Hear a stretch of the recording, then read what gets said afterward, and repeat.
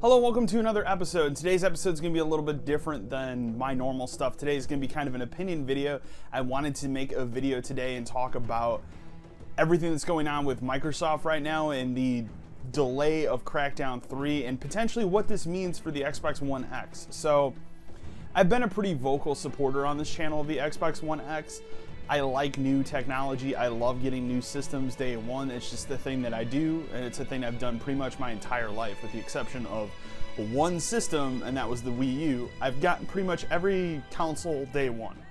And the Xbox One X, I still plan on getting it day one, still plan on doing an unboxing video, still plan on reviewing it, but it's becoming harder and harder to justify the purchase of it. This is a $500 machine that is basically Xbox's answer to the PS4 Pro situation.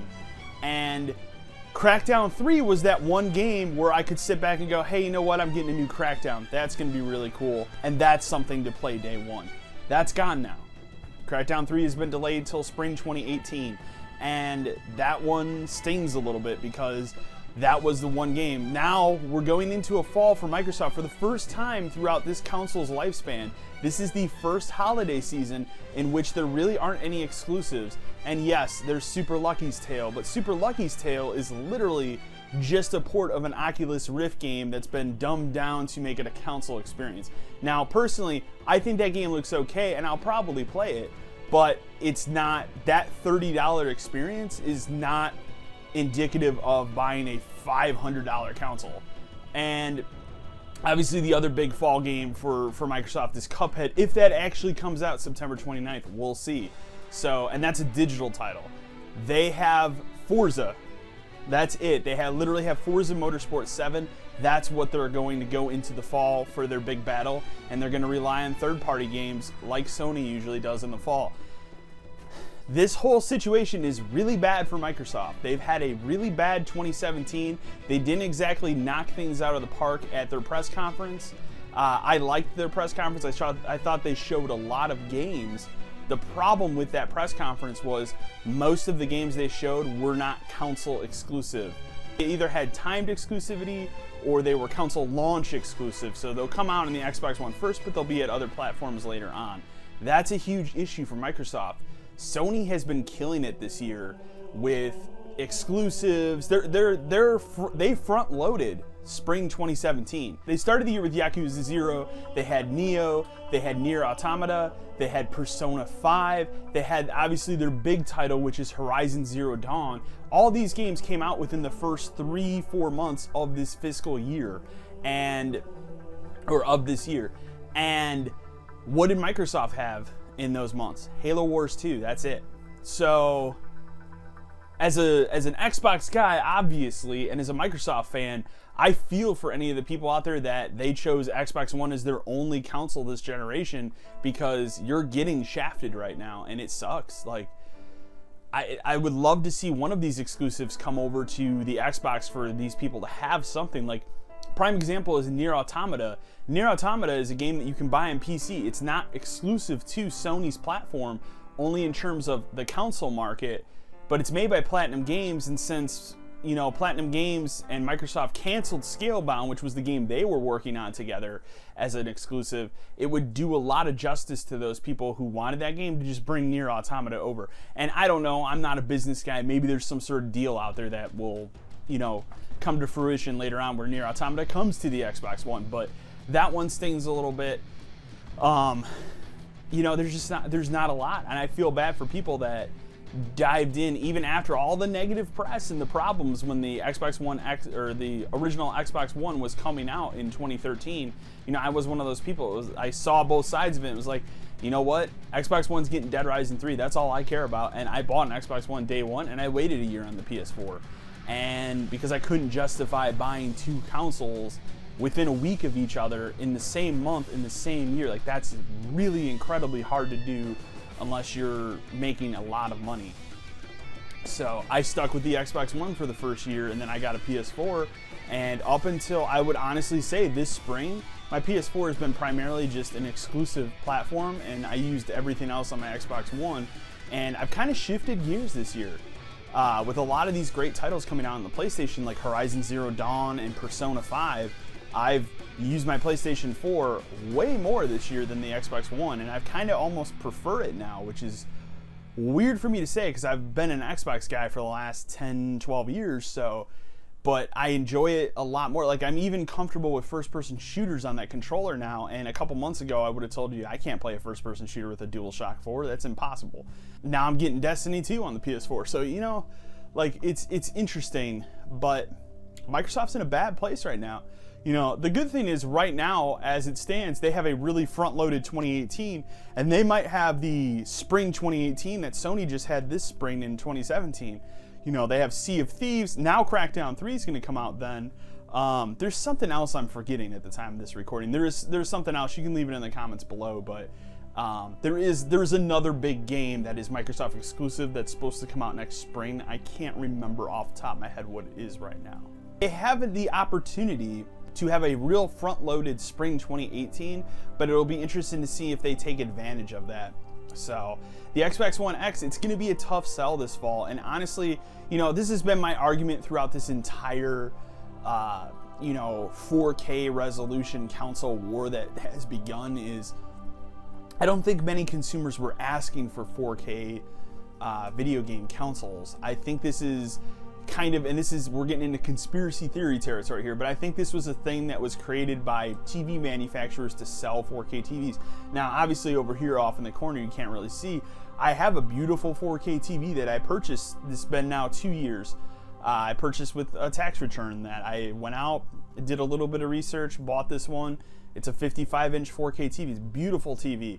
Only downside is it doesn't have HDR because that wasn't a thing at the time. I didn't wait long enough for that to be a thing. But I honestly don't miss the HDR right now. And I have played on TVs that have HDR. I don't, everything I've played with an HDR television just doesn't sell me on that technology yet. And I know the one game you're supposed to play with HDR is Horizon Zero Dawn. I have not seen that in HDR, so I can't speak to the quality of that. But a lot of the games I play, you know, I've done, and there've been nighttime things, so the screen is just pitch black, and it's just hard to see. Like, I get it's more realistic, but come on, man. Like, that's weird. I'm playing a video game. I don't need to be photorealistic every time.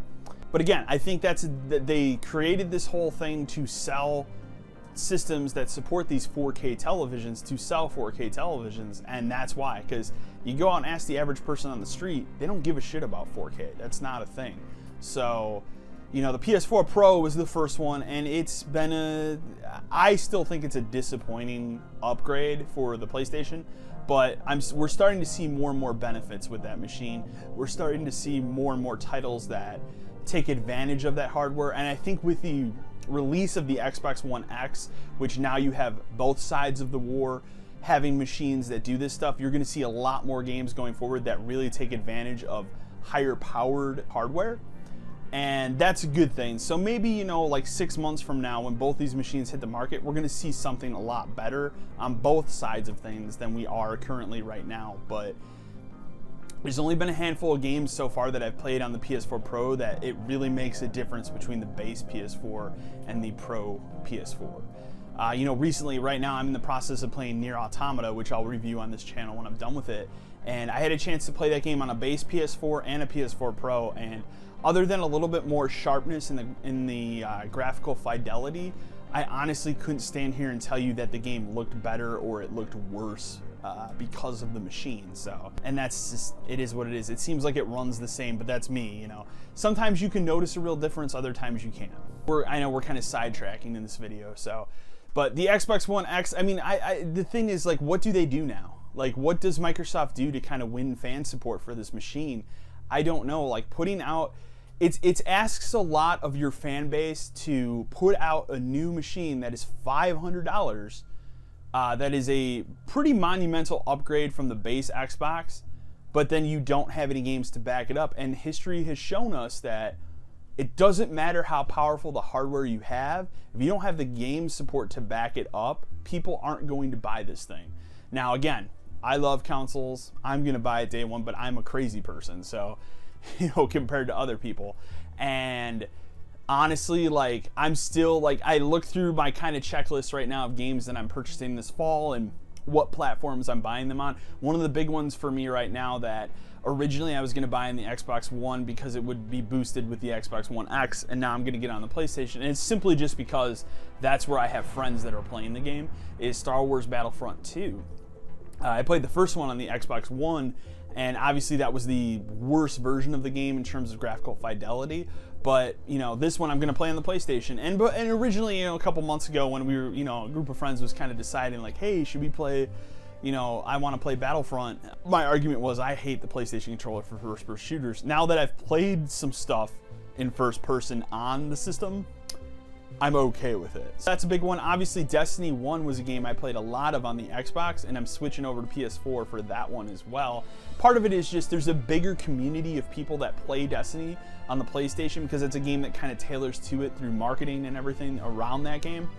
And part of it too is most of my friends are just like, I'm just gonna get on the PlayStation. So that's another one that I'm playing on the PlayStation. But like as of right now, I'm planning on getting Wolfenstein for the Xbox One X because that's gonna they're touting that game is true native 4K at 60 frames. We'll see, but that's a big title that I'm looking forward to that I'll play on this machine. Is that the big game? Like I gotta sit here and think, man. Like, I mean, but the thing is, I have a backlog of games that will take advantage of the Xbox One X too, and that's exciting for me. But it's not for the average consumer, and you know, it's going to be real interesting to see if this thing follows a similar pattern to the original Xbox One where, you know, it came out, it was $500, and within 6 months they unbundled the Kinect, dropped it to $400, then they started bundling games in with it, and now pretty much any system you buy, regardless of platform, be it PlayStation or be it Xbox, you're getting a game or two with your machine. I don't think Microsoft's going to be that nice with this premium Xbox One X and give you a game when it comes out. I mean, honestly, especially with the sting of Crackdown 3 not making it launch day for this machine, I think it would be who of them to just say, hey, you know what, Super Lucky's Tale is free for anybody that buys an Xbox One X, because it's a budget title, let's be honest. But I don't see them doing that. And I'm sure part of that has to do with their marketing behind that game and the whatever kind of deal they, you know, made for the rights to that game. So that game could be really interesting, and I think it looks fun and cool, but it's not a system seller. So I mean, I don't know, they're in trouble. I mean, you can leave comments below and let me know what you guys think about the Xbox One X and Microsoft right now and where they stand, but they're having a really bad year. And it sucks because I really like Phil Spencer. He's a great head of the Xbox division. He's a guy that's really passionate about games and really cares, but I think when he took over this job in 2014, all the cards were stacked against him. And even though he's regained a lot of goodwill and done a lot of good things, it's kind of falling apart right now. So, and it's not necessarily his fault. So, but yeah, just, you know, we'll see what happens. It's going to be interesting to see if this thing takes off or if it becomes another disappointment in Microsoft's repertoire right now. But anyways, guys, hope you guys like this video. Remember to like, share, and subscribe. And anyways, until next time.